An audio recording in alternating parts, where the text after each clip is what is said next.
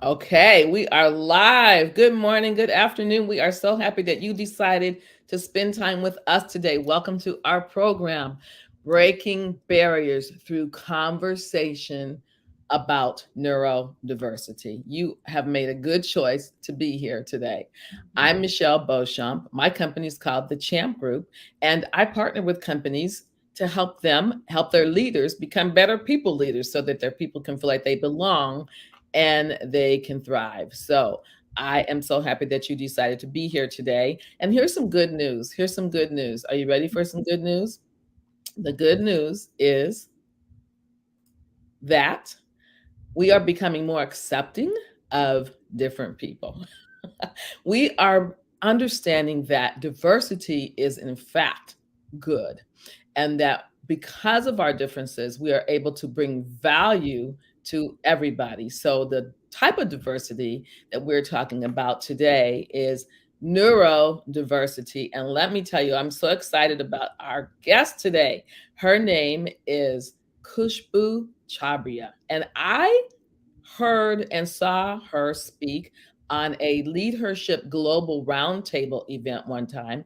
And as soon as we were done, I sent her an email. I said, "Oh my gosh, I learned so much. Could you please be on my LinkedIn Live program?" And she said yes. So here she is. So, Khushboo, I want to first welcome you and help our audience understand a little bit about what it is that you do. And then we're going to get started with our important topic today. Absolutely. Thank you so much for this warm welcome, Michelle. A little bit about me. I consider myself a neurodivergent person. I was diagnosed at the ripe age of 31. And before this journey happened, I was working as a clinician. I worked in school districts. I've done work with families. I've worked individually with clients who were neurodivergent from Mhm. very young ages to very old ages, up to 26. And currently, I work for a nonprofit called Neurodiversity Pathways, and we work on both sides of the equation. So we work with organizations to do trainings on neurodiversity and neurodiversity awareness. And on the other end, we help neurodivergent job seekers get into full time, meaningful employment Awesome. related to their interests. Yeah. Okay. So see, you have a lot to speak about. I know that. I know that. And I want to also encourage our audience to let us know you're here. We really do appreciate you coming. You are to learn a lot and you're in for a treat. And you know what? Go ahead and put in the comments where you're calling in from. And as we go through the program, we want to encourage you to put some comments in or any questions that you have, and we'll work really hard to address those. And so you know what? We're going to start off with something very basic, Kushbu. But what does neurodiversity mean? Absolutely. Neurodiversity is just the normal variation in people's brains and how those brains function, which is our behaviors, Mhm. right? So, neurodiversity as a term is that natural diversity that exists, right? Just like how we have different hair color, different eye color, different skin color, Mhm. it's natural that our brains are going to be unique, Yeah. right? Yeah. So, we are all neurodiverse people, right? Okay. Okay. But some of us may have been diagnosed or self diagnosed with neurodivergent conditions, which means that our brain works just a little bit differently than everyone else's. And the way we process things might be different.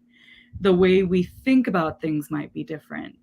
And so that's neurodivergent individuals, right? Okay. See, that's already a good distinction right there. Understanding that all of us are neurodiverse because we all have differences, right? Yeah. Okay, so neurodivergency. So there you go. See, we're learning something already. So here's my next question then. Hmm. And it comes from just my own curiosity too. And I've been really working to learn more about this too. But Hmm. are there different types? Are there different types? Help us understand a little bit about that. Sure. Yeah.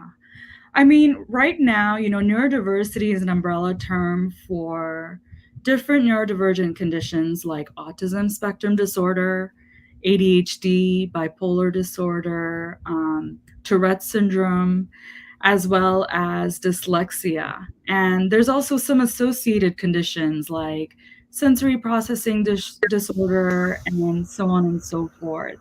There's different things that come with these different conditions, But I definitely think that it's not so much about the label, it's about understanding that, I may be different in some things and you may be different in Right? some things. Mm-hmm.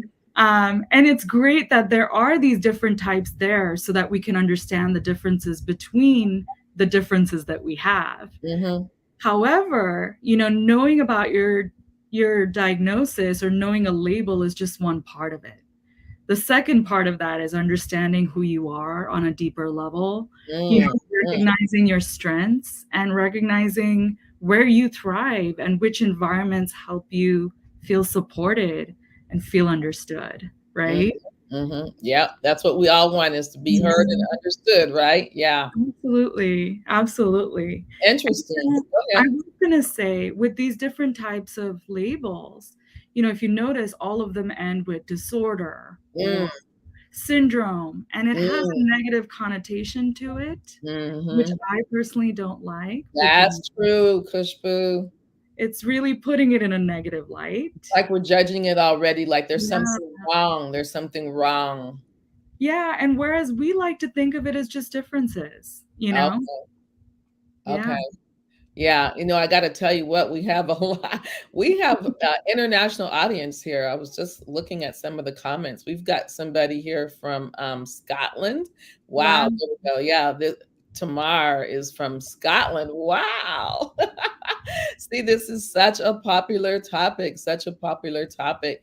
Yeah. And so, yeah, so make sure you bring in questions. We've got somebody from Pittsburgh. So see, you've just brought so much curiosity. But I really like what you said, is that Mhm. we're calling it a disorder. It's already a negative connotation. So we want to make sure that we help people understand differences, not that the differences are bad, but that what we can learn is the importance of appreciating our differences, right? Mhm. And so, when I saw you and heard you at that event on Leadership Global, at Khushboo, you shared some statistics which were mind-boggling to me. I remember when we finished, I felt sad, and I was like, yeah. So that was part of my motivation. I want to make sure we Yeah. educate people about this. So I'm going to ask you to share some statistics with us. Sure.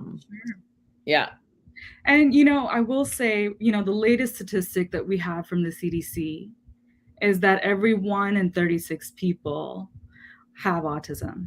And in terms of neurodiversity in general, every 1 in 4 people in every conversation, in every room, may have some neurodivergent traits or some neurodiversity, whether or not it's diagnosed, So right? 1 in 4, Mhm.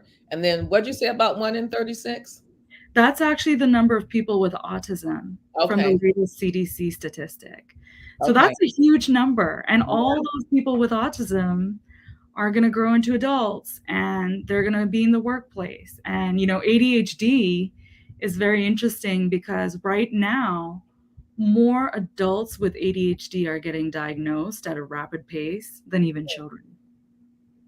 Because so many people with ADHD just kind of, flew under the radar or continued to mask, or ADHD just became a joke for many people, Yeah. right?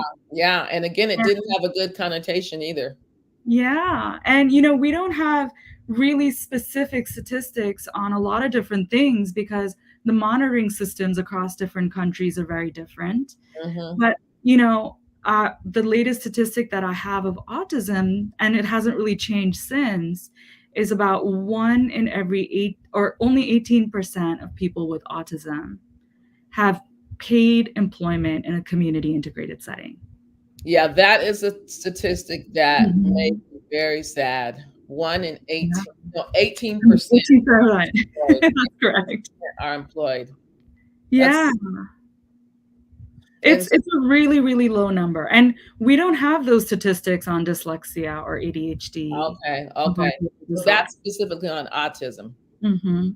So the And, number is higher with when we include the other yeah, types. I mean, it gets a little bit more complicated because, you know, it's just so hard for people who are neurodivergent to get through all the barriers that they have to go through just to get even hired.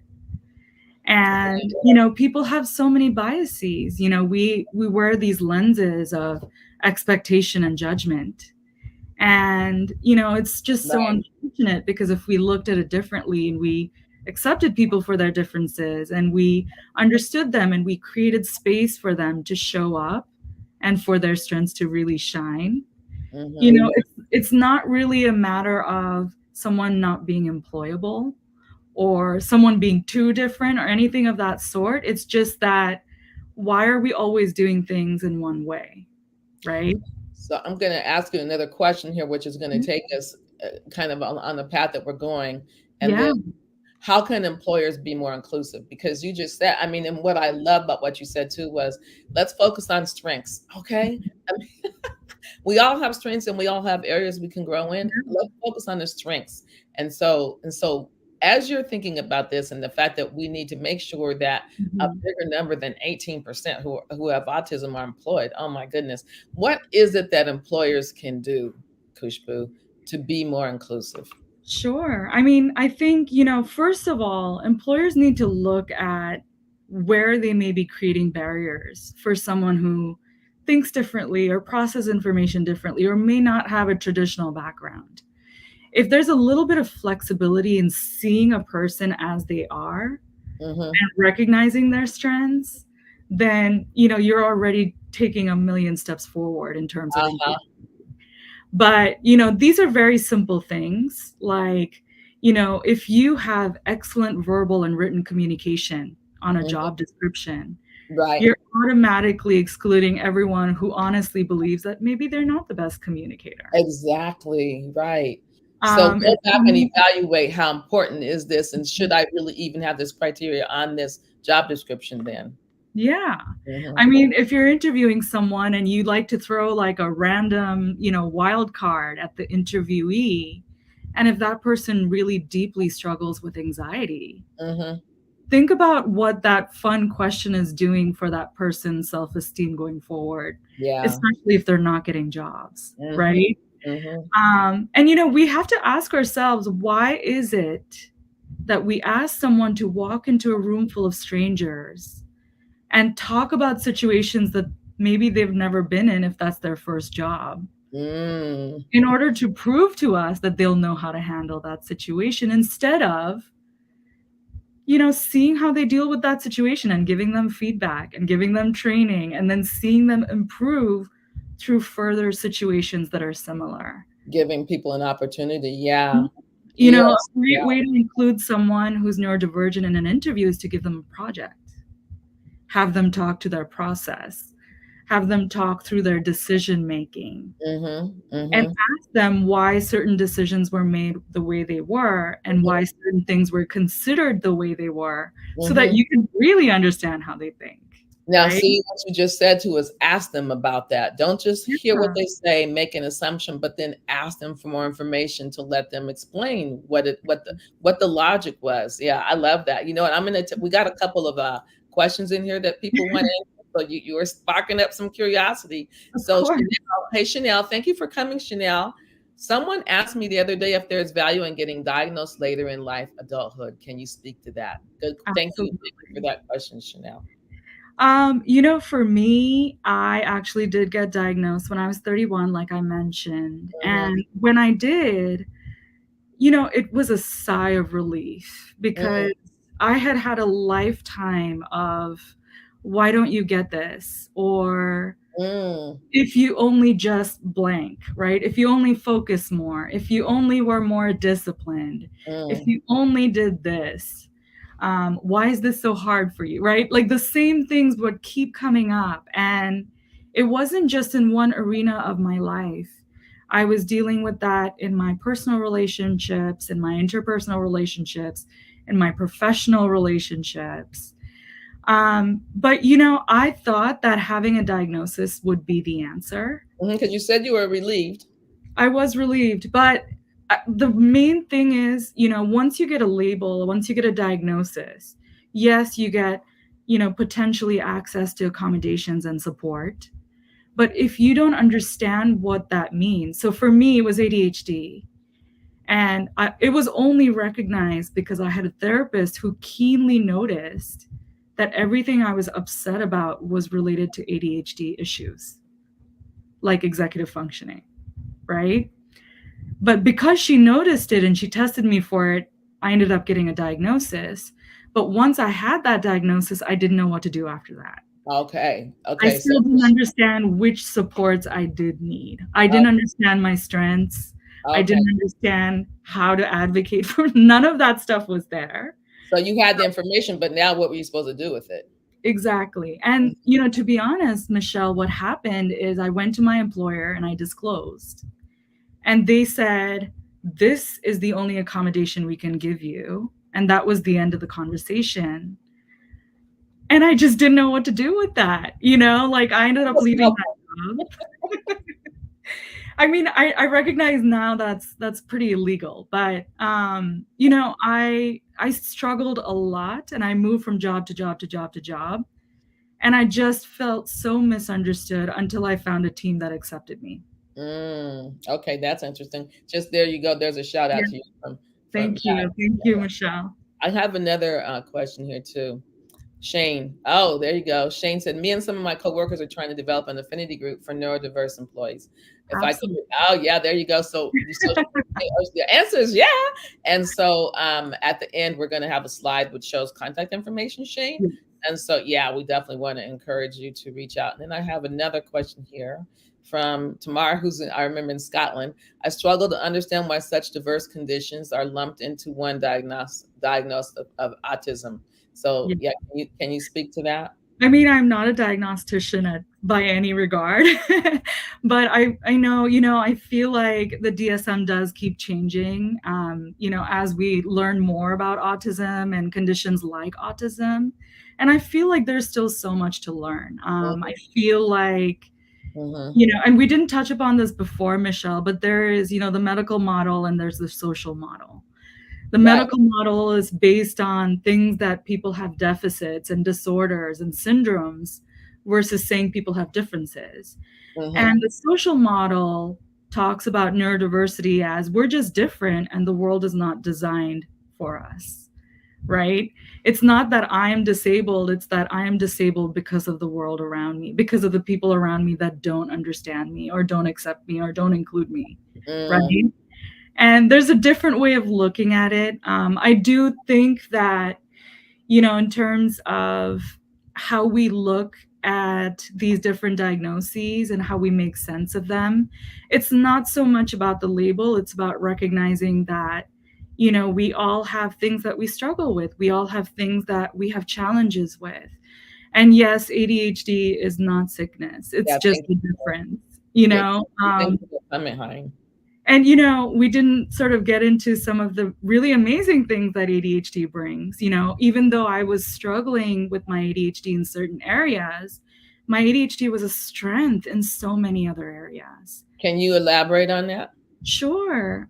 You know, when I was sitting down with my manager, this is before my diagnoses, I actually sat down with her, and it's so funny because she mentioned, you know, you're great at these things, you know, you're part of every committee in our organization, you know, your clients speak amazingly about you. However, you're not turning your reports in on time.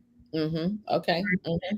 And so there was some amazing things. And if Yeah. that organization saw that, Yeah. and She pointed out your strengths. she pointed out my strengths, but it was it was almost like all of these things are great. However, There was a but.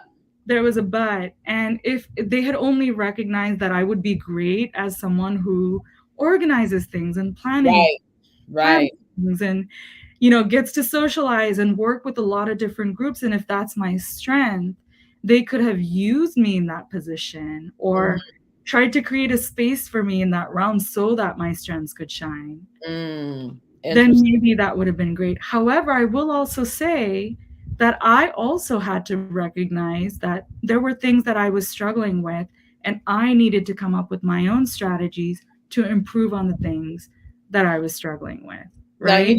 yeah, and that's interesting because I know we're going to talk a little bit more about safety in a few minutes. But what sparks me is when she said that, she or he or she said that to you, these are your strengths, and then there was the but. The Yeah. natural the natural thing to say for that manager was, well, kind of what you said was, let's make sure we keep focusing on the strengths, but let's talk about how we can help you get your Yeah. reports in on time, right? I mean, Exactly. understanding what the challenge is and then helping you correct it, right? Mhm. And so that's one takeaway I really want for people to understand too. And as I was Tamar said, I don't feel disabled, I feel gifted. You go, girl, superpower. Exactly. Um, Yes. one of the things that I know, one of the things that I was reading about in article was, which was in HBR, Harvard Business Review magazine, was about companies that hire people with disabilities, right? And all the benefits. And some of the benefits were that because people were different, then they recognized what strengths one person had, what opportunities for improvement another one had, and they had better collaboration Mhm. as a result of that. When they were working, it wasn't competitive, right? It was collaborative. And it also said that it stretches employees. I mean, when you have to learn how to work with somebody else who's different than you, then you're going to grow too. And Of so course. it talked about the benefits being stretching employees. And here's another thing that was interesting too: Mhm. customers preferred doing business with companies who intentionally hired people with disabilities. And so they just made them feel like they've got social awareness. And not only are they being aware of it, they're activating it by hiring Yes. people and helping that darn 18% statistic that we don't like. Yeah. So there are many benefits that happen with employers who are willing to help. And here's a question: how can employers be more inclusive, but also um, how can employees build support? You've been in that situation where you didn't get treated right and people made you feel bad. What should we be on the lookout for, actions that we can take? Yeah. I mean, honestly, I think it's really important to find community. It's incredibly challenging to move around in the world feeling like you just aren't at everyone else's level, or maybe, you're just struggling more than other people, or maybe you've been masking for a long time. And Mm, it's just exhausting to have to try to fit into the neurotypical world and to follow its rules when they're not aligned with who you are. mm.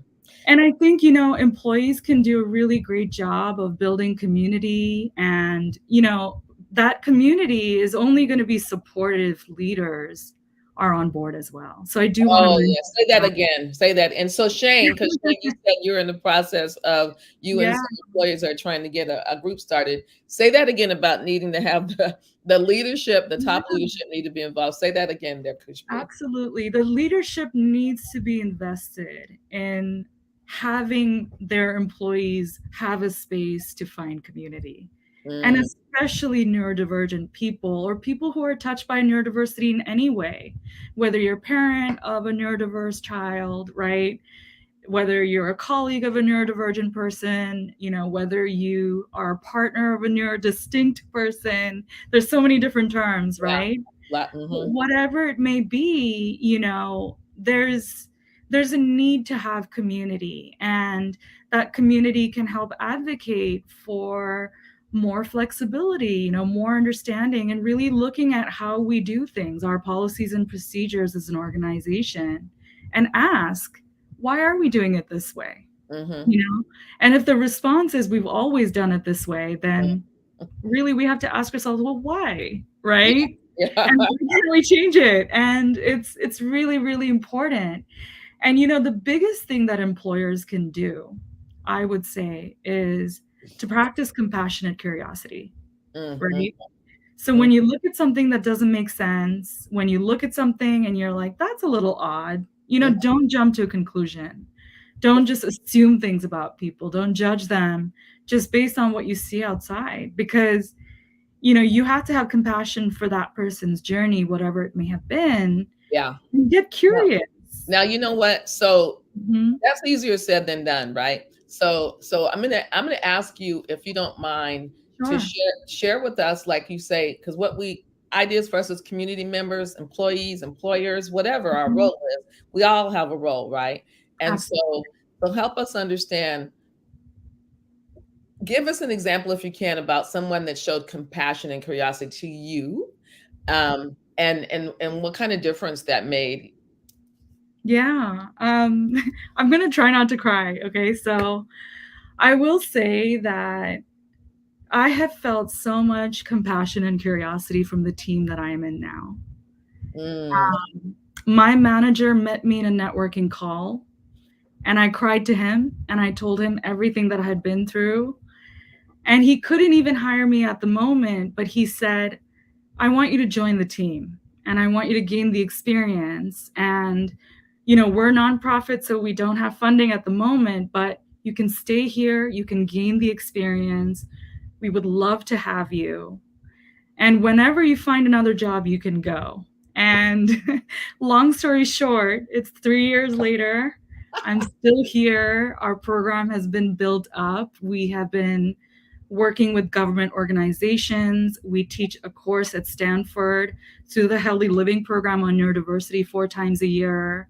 We have worked with so many organizations, corporations, nonprofits, in providing trainings and workshops to them.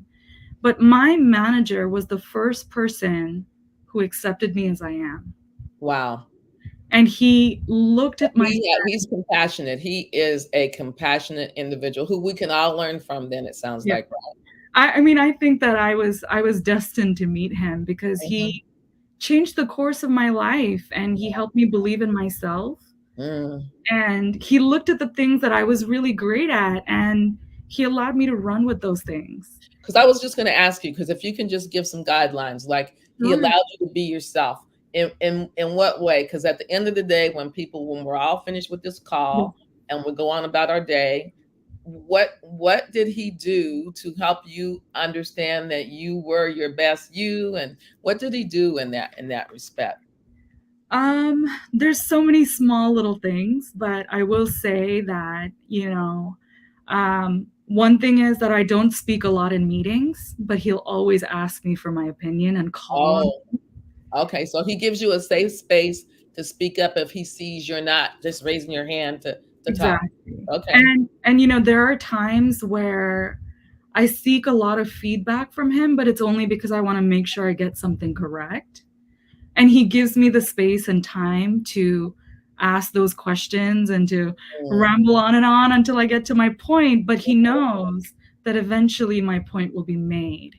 And he gives me the time and the understanding to recognize that sometimes I'm really overwhelmed sensorily, and I just kind of need to breathe. And yeah. he will Give you ask that me to space. take a break. He will Oh, tell me wow. to take a break. Wow. See, these are some takeaways. And you see, Chanel said, I wish more managers were like him. Right. Exactly. And then Absolutely. Hank said, compassion is value you have or you don't, right? You either got it or you don't, right? Yeah. We can really learn And from that. And here's what I'm gonna do. I'm gonna ask our Michelle. I have Michelle's also my assistant. She's got a slide there that we want to show now, because we want to make sure that people know how to get in touch with us. So there we go. So because I can't believe it, but we're almost out of time. So so here's our contact information. But one thing we want to tell you about Khushboo is there's her email, but her email, we discovered, does not have an I in front of it. So it's just chabria.khushboo@gmail.com. So that's what you want to do, right? So take a picture of that, but no, there's no I in front of her email. And we want to encourage you to get in touch with us. And I just want to thank you again, Khushboo, for saying yes. I tell you what, I knew this would be a great conversation. I want to wrap up. I have this powerful quote that I got from that magazine that I talked about, the HBR article about the benefits of hiring people who are all different, right? And here's what this person said. This person is the director of La Casa de Carlota. He said, lots of people think that we're being kind by working with people who have autism or Down syndrome, but I don't feel like I'm being kind. I feel like I'm being clever. I'm tapping into their unique form of creativity, which Mhm. hasn't been used to its full potential in the creative industries up till now. And I thought, wow, what a powerful statement and to end with, because this director has the wisdom to recognize everybody's superpowers, right? And Amazing.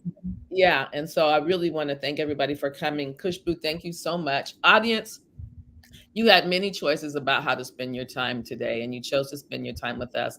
And I'm pretty sure you're leaving with more knowledge about this than what you came with, and we thank you for that. And so here I have a quick announcement too, is that I have a book coming out. I'm super excited about that, and it's called Relearn Leadership. So Chanel, when you say I wish all leaders were like that, that's my goal. That's my goal. It's all about helping people change their mind, increase their impact, and transforming their teams. So, with that, we want to thank you for joining us, Khushboo. Again, thank you Thank so you. much. I knew this would be awesome. And this is recorded, so you feel free to watch it again and share it with people who are in your network so that we can together all be more appreciative. And it all starts with conversations like we had today. So, thank you so much. Thank you. Yeah.